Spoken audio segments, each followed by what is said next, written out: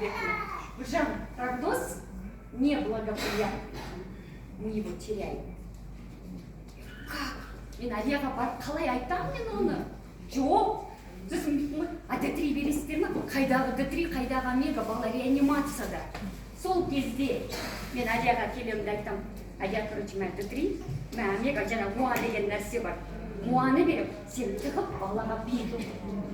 Сөйтіп біз тығып беріп, тфай, реанимациядан шықпайды деген бала шықты.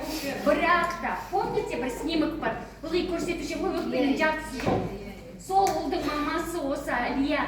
Сол кезде өкпенің жартысы жоқ. Содан кейін Алияға Ошақ институт педиатрияға келеді. Олар не деп айтады?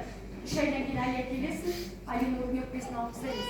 Потому что фиброз қалпына келмейді. Фиброз деген қат қалды деген сөз, өкпе. Сол қалған. Сосын Алия маған тағы да звондап жылайды. Сосын мен Алияға айтамын, Алия, бізде 3 ай уақыт бар. Давай, мына бутылкадан су бересің. Жаңағы муаны продолжаем. Еще комплекс витамин минералов береміз, пробиотик береміз, коктейль береміз. Әйтеуір 3 айдан кейін Алинур келіп рентгенге жасаса, полностью өкпе не істеген?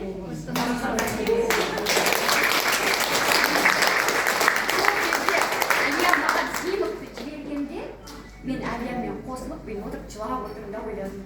Ол кезде менің білімім де ондай терең емес, бірақ мен ойладым. Бізді оқытты ғой, что фиброз жазылмай.